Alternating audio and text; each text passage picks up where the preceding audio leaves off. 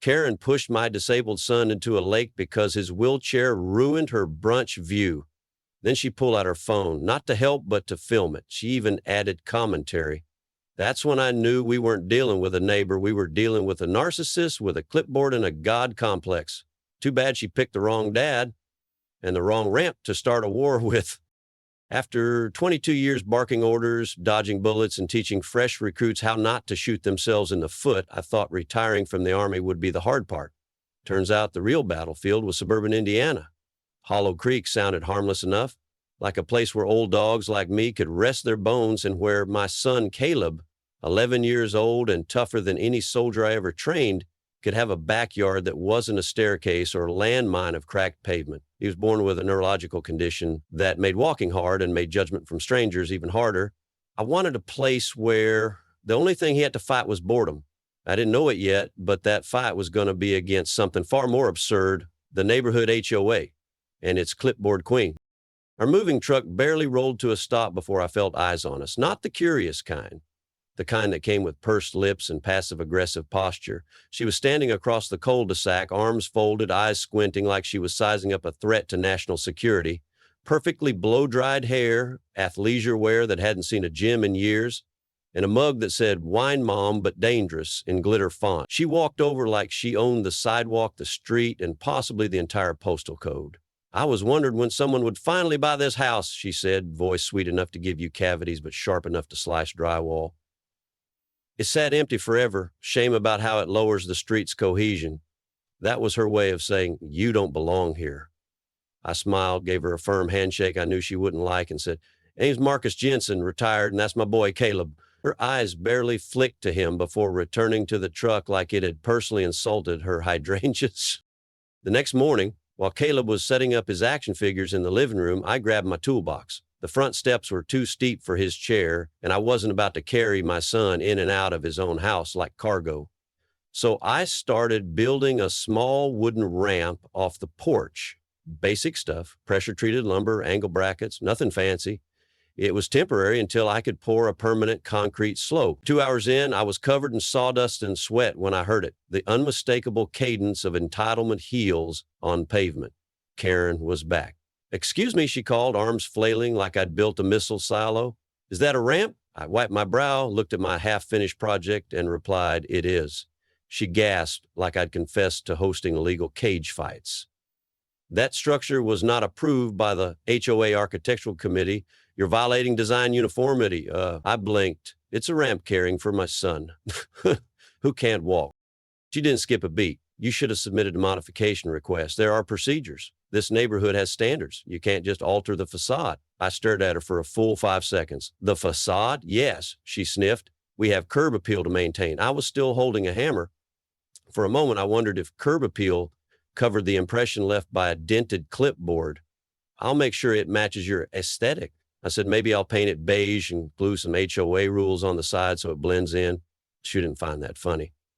"I'm reporting this to the board," she snapped. "You'll be hearing from us." Then she pivoted and marched off like she'd just shut down a bank robbery. Kayla peeked out the window, confused. "Is she mad about the ramp?" I exhaled. "She's mad because the ramp isn't about her." And just like that, I realized Hollow Creek wasn't just home to manicured lawns and overfed Labradors. It had its own war zone, and the enemy wore yoga pants and weaponized bylaws. I thought that would be the end of it. The standard HOA grumble, a few angry sighs behind the blinds, and then silence. I was wrong. 2 days later, I opened the front door to find a man in a tight polo shirt, khaki shorts, and a lanyard that screamed "Volunteer Power Trip," standing on my lawn with a clipboard and a furrowed brow. Behind him was Karen, arms crossed, sunglasses on, and a smile so smug it could curdle milk. "Good morning, Mr. Jensen," the man began with the hollow cheeriness of someone about to ruin your day. "I'm Alan. I'm with the Hollow Creek HOA Architectural Review Committee." Karen didn't speak, but her eyebrows did all the heavy lifting, arched high like she was watching someone try to assemble IKEA furniture without instructions. Alan glanced at the ramp. "We received a concern about an unapproved structure being constructed on your property." I stepped forward, still wiping engine grease off my hands from fixing the lawnmower. "You mean the ramp?" Correct, Alan nodded. According to HOA bylaws, all exterior modifications visible from the street must be submitted for review and receive written approval prior to construction. I gestured toward Caleb's wheelchair inside the door. It's temporary and medically necessary. I'm well within my rights under Indiana Code SS 229.5, the Fair Housing Act, and the Americans with Disabilities Act. Alan blinked, clearly not used to pushback with footnotes. Karen snorted softly and whispered just loud enough, "Those laws don't mean you can just throw plywood on a porch and call it art." I turned to her, jaw tight. "It's a ramp, Karen, for a child." She tilted her head like I was explaining astrophysics to a goldfish. Children like that make people uncomfortable. "That's not my fault." From behind me, I heard the soft sound of a wheel turning. Caleb had rolled up quietly to the doorway. He had heard her. His face didn't change, but his eyes dropped to the floor, and just like that, the wind left my lungs. Karen didn't notice or didn't care. "We simply can't let exceptions be made. It sets a precedent. What's next? A giant elevator? Neon safety tape?" Alan cleared his throat, visibly sweating. "Mr. Jensen, I suggest you submit a retroactive request for ramp approval. It might help smooth things over." I nodded, but my tone was flat steel. "Sure. I'll submit it right after I frame this conversation and send it to my lawyer." They left after that. Alan shuffled back to his hybrid hatchback, visibly exhausted by the HOA Olympics he had just stumbled into. Karen stayed a moment longer, eyes flicking from my face to Caleb's ramp like it was a billboard for rebellion. "You may think you're special," she muttered as she turned away, "but this neighborhood follows rules. We don't bend them for emotion." The door clicked shut behind her, and I turned to Caleb. He didn't say anything, just looked at me and asked, "Do you think I don't belong here?" I crouched down, leveled my voice, and said, "You belong more than anyone else on this street, and don't ever let someone with a clipboard tell you otherwise." The next morning, I found it, folded neatly inside our mailbox, printed on official HOA letterhead and smelling faintly of coffee and rage. "Notice of non-compliance, unapproved structural addition. You are hereby required to remove the ramp within 72 hours or face escalating fines." It was signed by the committee, but the ink still smelled like Karen's perfume. I read it twice, then handed it to Caleb. He frowned. "What are we going to do?" I smiled, sharp and quiet. "We're going to give them a lesson in compliance." And just like that, the battle lines were drawn, not with weapons, but with zoning codes, ADA clauses, and one very stubborn dad with a drill. Compliance was a beautiful thing, especially when you knew it better than the people weaponizing it. That same afternoon, I cleared a spot on the dining table and spread out the HOA bylaws, the state zoning ordinances, and every ADA clause that remotely applied to property modification. Years of military precision kicked in. I treated it like a mission briefing. By the time the sun dipped behind the oaks, I had tagged, highlighted, and cross-referenced every paragraph that proved our ramp was not only legal, it was untouchable. Caleb sat nearby doing homework, occasionally glancing up like he was watching a storm form across the table. "Are we going to fight them?" he asked. "Nope," I said, smiling thinly. "We're going to educate them with overwhelming firepower." 2 days later, I sent out flyers, not HOA-style warnings, but clean, calm invitations, community Q&A, accessibility, rights, and property law. Below that in bold, with attorney Rachel Tillman, Civil Rights Counsel, specializing in ADA housing cases. I booked the clubhouse Karen loved to gatekeep and secured it under my name. When she tried to block the reservation, I cited the HOA clause about non-exclusive use of communal property. She folded. For now. That Friday evening, the room filled slowly. Some came curious, some came skeptical, and a few probably just came for the donuts. Rachel walked everyone through the basics of federal and state housing law, explained how homeowners were protected when accommodating medical needs, and without naming names, made it crystal clear that any attempt to prevent such accommodations could be considered discrimination. A few heads turned sharply toward Karen's usual front row seat. She smiled through her teeth like someone biting into a lemon wedge, wrapped in social expectations. After the meeting, several neighbors came up to thank me, including a couple I hadn't even met. A mother with a child on the spectrum asked about classroom ramps. An older man in a back brace quietly said, "Wish you'd moved in sooner." Karen didn't say a word. She stood off to the side, visibly seething, lips pursed so tight I thought they might implode. Her entourage of HOA loyalists stuck close, whispering like high school mean girls forced to attend a TED Talk on basic humanity. She couldn't go on the offensive without exposing herself as the villain, and she knew it. But just because Karen couldn't strike publicly didn't mean she was retreating.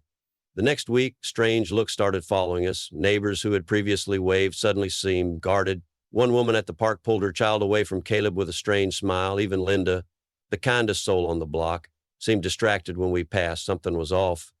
And I found out why the next morning. Taped to the light pole on the corner, fluttering in the breeze like a middle school science fair poster, was a flyer. No logo, no name, just bold block letters. Is your neighborhood safe? New resident Marcus Jensen, retired military, reports of aggressive behavior.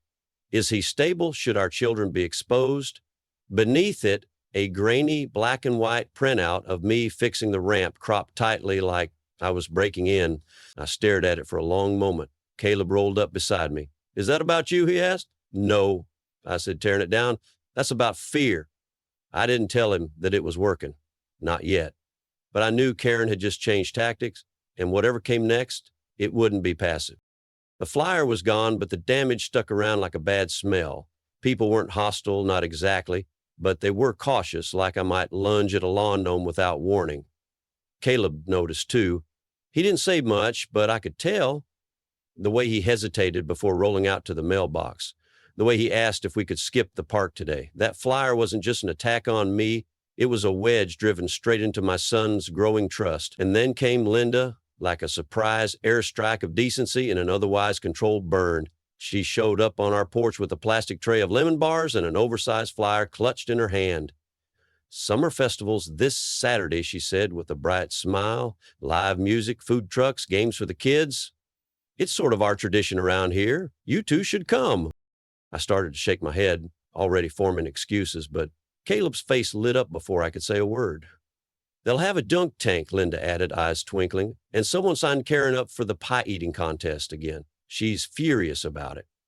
That was enough for Caleb to practically beg me on the spot. I hesitated. The idea of standing in a crowd surrounded by people who maybe believed I was unstable wasn't exactly appealing, but Caleb wanted normal. He wanted fun. He wanted to be a kid, not a headline, so I gave in. 1 hour, I said. No promises after that. He nodded, grinning, and for the first time in a week, he didn't look like the weight of the world was strapped to his wheels. Saturday arrived in full glory. Clear skies, warm breeze, the smell of kettle corn and hot dogs wafting down from the lakeside park. The event had taken over the whole north end of Hollow Creek, with tents lining the shore, kids running wild with painted faces, and someone in a frog costume dancing like they were 2 Red Bulls past legal. Caleb wheeled ahead, wide-eyed at the setup. I followed close behind, nodding to the few neighbors who dared meet my gaze. Some smiled genuinely. Others smiled like customer service robots. Either way, I took it. Caleb parked by a ring toss booth and was instantly swarmed by a group of kids his age. I stood nearby, pretending to sip lemonade while keeping my eye on him like a Secret Service agent with dad instincts. That's when I saw her, Karen, wearing a wide-brimmed sun hat and a fake smile so wide it probably had stretch marks. She was holding court near the taco truck, flanked by the usual suspects, HOA board members dressed like cruise ship directors and women who hadn't blinked since 2011. To anyone else, she looked perfectly civil, like she was about to donate to a silent auction. But I knew better. Her eyes flicked toward me, then Caleb, then back to her group. She whispered something and they all glanced in our direction. I stepped forward slightly just in case. She didn't approach, but she didn't have to. Karen's real weapon wasn't confrontation. It was corrosion, undermining, smiling, pretending, infecting. As Caleb laughed with a group of boys playing beanbag toss, I caught the glint of sunlight on a phone screen. Karen had repositioned herself, now standing behind a tent with her phone aimed directly at my son. She zoomed in, adjusted the angle, and began recording. Quietly, like a nature documentary on predator stalking prey. I moved in closer, keeping my eyes on her while pretending to tie my shoe. That's when I heard it. Karen's voice, soft but laced with venom. She was talking into her phone. Kids like that don't belong here. Not at community events, not where people come to feel safe. I stood up straight, my fists clenched so tight the lemonade cup crumpled in my hand. Karen didn't notice. She just kept filming, her lips curling ever so slightly. And in that moment, I realized this wasn't just about Caleb's ramp anymore. Karen didn't just hate accommodations. She hated the fact that someone like Caleb existed in her carefully curated suburbia. I took a deep breath, walked over to Caleb and told him softly, "Hey, buddy, how about we try the duck pond next?" He smiled and nodded, blissfully unaware. But behind my calm voice, something had shifted. Karen had crossed a line she couldn't uncross, and whether she knew it or not, her war had just gone public. We drifted through the rest of the festival, trying to stay clear of Karen's orbit. Kayla was having fun, and that was the only reason I didn't confront her on the spot. Let her smile, let her film, let her tell herself whatever story made her feel powerful. But deep down, I knew Karen wasn't finished. She never left a job half done, and I should have known better than to take my eyes off her for even a second. But the heat was brutal, and Caleb wanted a snow cone. I told him I'd be right back, just a quick run to the drink stand. He was parked near the edge of the lake with a few other kids, all laughing, none of them aware of the storm brewing, in sundress and pearls. I grabbed 2 waters and turned back, weaving through the crowd. That's when I heard it. Not a scream, not at first, just a collective gasp, the kind that sucks the joy out of a summer day like air from a vacuum. My stomach dropped. I dropped both bottles and sprinted. Through lawn chairs, past strollers, around the bounce house. I saw her first. Karen, standing stiff near the lakeside bench, her face tight, her hand still holding her phone like it was glued to her palm. Then I saw the empty spot, the one Caleb had been sitting in just moments ago. His chair was gone. And then I saw the splash. The water was churning just a few feet off the edge of the dock. People were pointing, murmuring, frozen in that useless bystander haze. My boots hit the dock like gunfire. I launched off the edge and into the lake. Cold slapped me across the face, but I didn't feel it. My eyes scanned the ripples, searching for him. Then I saw the flash of a sleeve. Caleb. He was struggling, flailing, half submerged but kicking, trying to stay above. The chair had separated, thank God, but he was panicked, gulping in water. I swam hard, each stroke powered by sheer terror. I reached him, wrapped one arm around his chest, and kicked us both toward shore. By the time I pulled him up the muddy slope, a crowd had formed. A few stepped forward to help, but most just stared. Phones up, filming, watching, consuming. Caleb coughed violently, spit out a mouthful of lake water, and clung to me like I was the last solid thing on earth. "You're okay," I whispered, holding him close. "I've got you."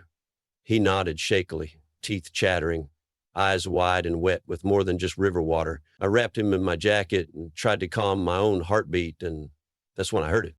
Laughter. I turned. Karen was still filming, still smiling. And then, as casually as if she were narrating a vacation reel, she said to her phone, "That'll teach him to not ruin my view." The words hit me like a second drowning. I stood slowly, heart pounding. She didn't flinch. She didn't even blink. She just stood there, holding her phone at eye level like she was documenting nature, like my son was a squirrel that had slipped off a branch. I took one step toward her, just one. That's all I allowed myself, because any more and the Army training might take over. "Turn it off," I said, voice low. Karen tilted her head, amused. "You people always so dramatic?" she asked. "Maybe he should stay home if he can't handle a hill." Before I could speak again, I felt Caleb tug my arm. "Dad?" he said weakly. That single word re-anchored me. I looked at her one last time, her grin now faltering under the weight of public disgust, and turned away. Not because she didn't deserve what was coming, but because something bigger had just begun. Behind us, the murmurs were turning into whispers, and the crowd, they were no longer just watching. They were choosing sides. For a moment, the festival stood frozen in collective discomfort. Karen lowered her phone just long enough to dab at the corner of her mouth with a tissue like she was wiping off guilt. A few people hovered nearby, unsure whether to help or pretend nothing happened. One woman gasped, "Is he okay?" while another whispered, "That's the vet with the kid, right?" The air was thick with judgment, but it was split down the middle, half directed at her, the other half at me. One guy in a golf hat muttered, "He overreacted. I mean, she probably didn't mean to," while his wife said, "Still, pushing a disabled kid? Linda appeared out of nowhere like moral reinforcements in a floral print blouse. She threw a towel over Caleb's shoulders and gave Karen a glare sharp enough to cut vinyl siding. "I saw what you did," she said. Karen gasped theatrically, clutching her phone like it was a crucifix. "I was trying to protect everyone. That boy rolled too close to the edge, and when I called out, he startled and tipped forward. I didn't push him. I tried to help." Her voice cracked perfectly, like she had practiced the quiver. Behind her, a few loyal HOA worshipers nodded sympathetically, repeating phrases like, "Poor thing," and "she always looks out for the neighborhood." But others weren't buying it. A teenager with green hair scrolled back through a recording, then showed it to her dad. His eyebrows shot up like a flag on fire. Another woman, phone shaking in her hand, turned to me and whispered, "I got it, the whole thing." I nodded once. That was all I needed. The Karen Defense League was shrinking fast, and the footage wasn't going to lie. The police didn't take long. By the time the kettle corn truck ran out, 2 patrol cars rolled up and Officer Briggs stepped out, broad-shouldered, calm-eyed, and probably used to hearing phrases like, "I didn't mean to," on loop. He talked to Karen first, who immediately launched into a monologue of distress, victimhood, and tears that seemed to switch on like a sprinkler system. She waved her phone in the air like it was Exhibit A. Briggs nodded, listening, but his expression didn't move an inch. Then he walked over to me. "Mr. Jensen," he asked, "we've had several witness statements and some video footage that contradict what Miss Wilkins is saying." I nodded, still soaked. Caleb's leaning against my arm under the towel. "I figured." Briggs exhaled through his nose and looked around at the murmuring crowd. "We'd like you to come to the station and give your account. Bring the videos you've received. But just so you know, this might be a little more complicated than it looks." That line stuck with me. More complicated than it looks. Like this wasn't just about a shove. Like something else was already in motion behind the curtain. And I glanced at Karen, who was now fake sniffling while her friend offered tissues with the urgency of a daytime soap. Something about her confidence felt rehearsed, too familiar. And as I lifted Caleb gently and headed toward the patrol car, I got the sinking feeling that this wasn't her first show. The walls of the station were beige in that clinical, soul-draining way that only government buildings can master. I sat across from Officer Briggs in a small interview room that smelled like coffee and cardboard. Caleb was safe in another room with Linda, wrapped in a blanket and sipping something warm. I kept telling myself he was okay, but the image of his soaked body shaking in my arms kept flashing like a strobe light in my skull. Briggs started the recorder and said, "Tell me everything start to finish." So I did. Calmly, clearly, no dramatics, no raised voice, no accusations, just facts. When I finished, I handed over 3 videos from different neighbors, each capturing a different angle of Karen approaching Caleb. The moment she made contact, and her twisted little post-splash celebration. Briggs watched them all silently, then leaned back with a long exhale. "Well," he muttered, "that's compelling." But Karen wasn't done swinging. She was in another room, apparently with her own parade of documents and drama. She claimed she had PTSD from dealing with aggressive veterans, and that I had threatened her multiple times since moving in. She claimed I intimidated her with my build, my tone, and my military background. She handed over screenshots of completely out of context texts I had sent the HOA, reminding them of ADA compliance. She even claimed I installed the ramp as a passive threat, which might have been the most desperate line I'd ever heard in a police report. And just to round out her routine, she filed a countercomplaint citing fear for her safety, emotional trauma, and reputational harm. Karen didn't come to play defense. She came to flip the board and claim the game was unfair. I didn't flinch. I had dealt with worse tactics in war zones and courtroom briefs. While she played checkers, I opened the chessboard. "You might want to look up a case from 3 years ago in Elm County, Ohio," I told Briggs. "Her name isn't new to Ocho drama." His brows lifted. "Go on." I pulled up an archived news clip and forwarded it to his email. Karen Wilkins, previously president of the Elm Heights HOA, was removed after financial misconduct, intimidation of residents, and falsifying fines against homeowners with disabilities. She relocated to Indiana a few months later and rebranded herself as a community improvement advocate. Briggs watched the video twice, leaned back, and finally cracked a small, humorless smile. "She's a piece of work." As he stood up to check in with his supervisor, a younger officer knocked on the door, phone in hand, and whispered something to Briggs. Briggs listened, nodded once, then turned to me with a raised eyebrow. "You're going to want to hear this," he said. "A local reporter's working on an expose. Apparently, Karen's name has come up in multiple HOA incidents across the state. Someone finally started connecting the dots, and this festival mess, it lit the fuse." My breath caught, not because I was afraid, but because finally someone else was seeing the pattern. Not just one petty woman with too much time, but a pattern of targeted abuse disguised as community enforcement. As I stood to leave, Briggs looked at me and said, "We'll process this officially, but off the record, thank you for keeping your cool. She baited you, and you didn't bite. That's rare." I nodded, jaw tight. I don't lose my temper unless someone earns it. Just before walking out, I caught a glimpse through the two-ways glass.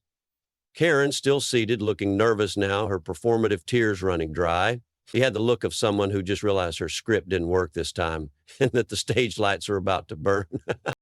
Karen wasn't arrested that night, though if justice moved at the speed of outrage, she'd have been in cuffs before sunset. But instead of handcuffs, she got something worse: exposure. By Monday morning, 3 neighbors had forwarded video evidence to the precinct. Officer Briggs filed an official incident report listing Caleb as the victim of reckless endangerment with intent. And while Karen kept insisting she was being targeted for caring too much, the HOA board wasn't buying it anymore. Issued an emergency vote to suspend her role pending investigation, then added a temporary restriction barring her from coming within 50 feet of our home or my son. The irony? The woman who obsessed over controlling every inch of the neighborhood could no longer step foot on half of her own street. What followed wasn't loud, but it was decisive. The Hollow Creek HOA board called a special session under Section 4.2 of their charter, something rarely used unless a board member was caught embezzling or drunk driving the golf cart parade. This time the emergency was moral rot. Residents packed the clubhouse, some still in lawn chairs, others standing shoulder to shoulder with folded arms and decades of pent-up HOA resentment. Linda spoke first, shaking as she recounted the lake incident. A younger couple followed, recalling how Karen had fined them for chalk art their daughter drew during COVID lockdown. One man brought up the time she threatened to report his therapy dog for excessive friendliness. When it was over, they voted 83% in favor of full removal.